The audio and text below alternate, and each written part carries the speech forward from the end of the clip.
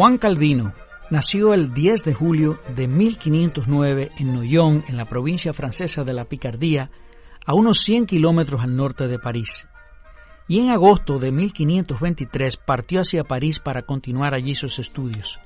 Estudió leyes en la Universidad de Orleans y de allí se trasladó en 1523 a la Universidad de la Sorbona en París, en donde se involucró con elementos protestantes, por lo cual fue perseguido.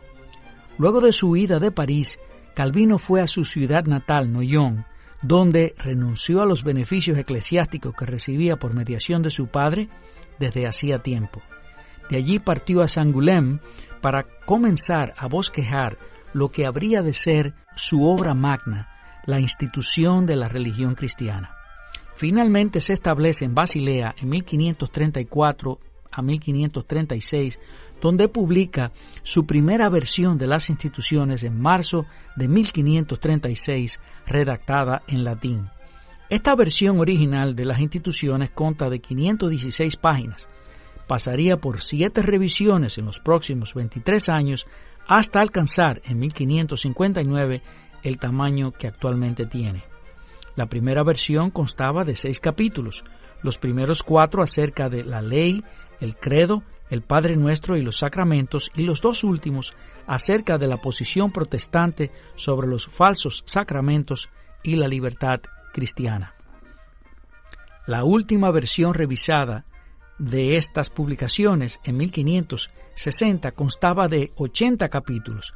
La institución de Calvino vendría a ser, como alguien dijo, la obra maestra que define la teología protestante, el libro más importante que habría de ser escrito durante la Reforma. Y el filósofo Wilhelm Dittli la califica como la exposición literaria y científica más perfecta del cristianismo desde sus orígenes. Es un tratado sistemático de la fe cristiana que toma como modelo el credo niceno para su estructura, un tratado sobre, primeramente, Dios el Padre Creador, segundo el Hijo, tercero el Espíritu Santo y finalmente sobre la Iglesia. Según el mismo Calvino explica en la primera edición, el propósito de estas instituciones era preparar a estudiantes de teología para la lectura de las Escrituras y para aclarar las falsedades contra los reformadores que había movido a Francisco I, rey de Francia, para expulsarle de sus territorios y a quien él dedica esta obra.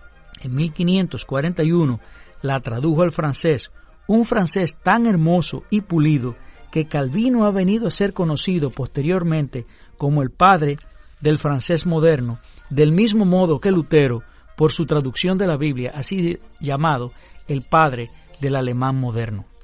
Con respecto a este trabajo, el teólogo y comentarista John Mackay señala, es un sistema de teología cristiana tomando en cuenta solo las Escrituras como suprema autoridad y al Espíritu Santo como guía en la interpretación de la verdad cristiana en vez de la autoridad de la Iglesia de su tiempo, sin dejar de respetar por esto las opiniones de los grandes padres de la Iglesia. Fin de la cita. La gran influencia de Calvino deviene de que sus instituciones, aparte de ser la exposición de teología sistemática más fiel, comprensiva y significativa de la Reforma, proveyeron una cosmovisión que tuvo repercusiones importantísimas en todo el Occidente, en la economía, en la política, en las artes y en las ciencias. Muchas de sus ideas políticas, estéticas, científicas e históricas se volvieron tan entrelazadas con el pensamiento occidental que tenemos que reconocer en él a una de las grandes mentes creadoras, uno de los factores formativos en el desarrollo de la cultura y de la civilización occidental. Sus detractores denominaron las instituciones como el Corán de los herejes. Calvino sale de Basilea en 1536 y se dirige a Estrasburgo, con la intención de proseguir sus estudios y dedicarse a escribir. Pero algo ocurrió en el camino que habría de cambiar su vida para siempre. En este tiempo ya Calvino era un hombre muy conocido por los partidarios de la Reforma, aunque no había cumplido aún los 27 años de edad. De manera que, al llegar a la ciudad de Ginebra en su camino a Estrasburgo, se le dio aviso a Guillermo Farel, a quien vio la oportunidad en Calvino como el hombre que podría encargarse de la reforma en aquella ciudad. No fue fácil tarea para Farel, pero al final logró convencerlo de sumarse a los esfuerzos de la reforma en Ginebra.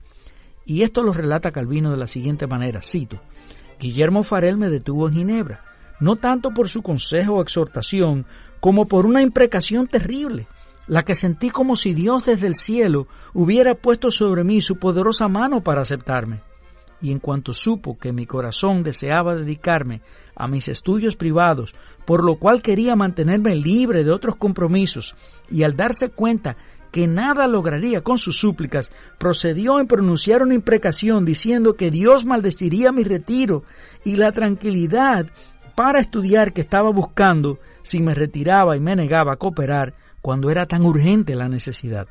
Me sentí tan afectado por el terror a causa de esa imprecación que desistí del viaje emprendido, pero consciente de mi natural carácter tímido y vergonzoso, no quise ponerme bajo la obligación de desempeñar algún oficio especial. Fin de la cita. En la ciudad de Ginebra, Calvino se había convertido en el principal colaborador de Guillermo Farel en la tarea de proseguir el proceso de la Reforma Protestante. Para tales fines, en noviembre de 1536, Calvino presentó ante el Consejo una confesión de fe de 21 artículos que el pueblo debía aceptar bajo juramento. Y unos meses más tarde, a mediados de enero de 1537, los dos predicadores presentaron otro documento en el cual pedían 4 reformas básicas a la Iglesia de Ginebra. Primero, que nadie participara de la Santa Cena si no es con verdadera piedad y genuina reverencia.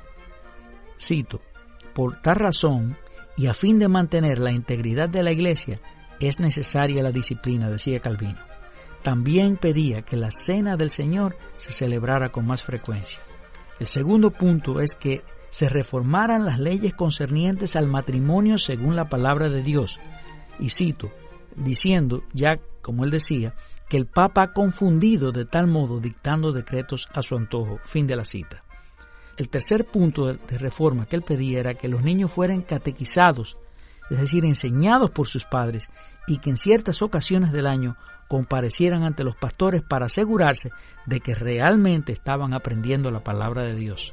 Y finalmente, que el pueblo participara activamente en los servicios de adoración cantando salmos. Cito a Calvino: hay salmos que deseamos que sean cantados en la iglesia. Si se adapta a la reforma, la gente tendrá que cantar en las iglesias. No han cantado durante siglos, ni herido el latín cantado por los sacerdotes. Ahora, en vez de ser mudos espectadores, tendrán una parte en el culto. Con ello adorarán a Dios, cantando sus alabanzas, y darán gracias a Dios de común acuerdo. Fin de la cita.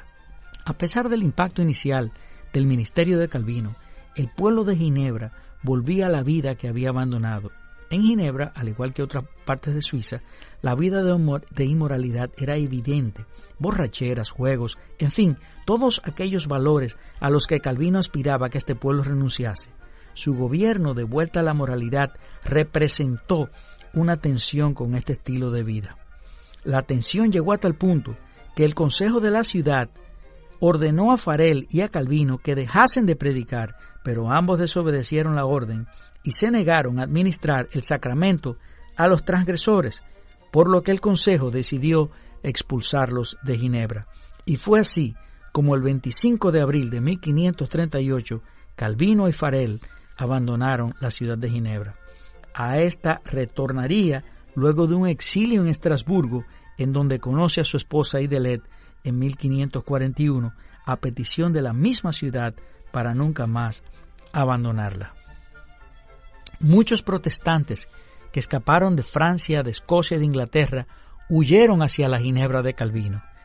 Entre los protestantes escoceses se encontraba John Knox, quien llegó a decir que la iglesia de Ginebra era la más perfecta escuela de Cristo que alguna vez haya habido en la tierra desde los días de los apóstoles.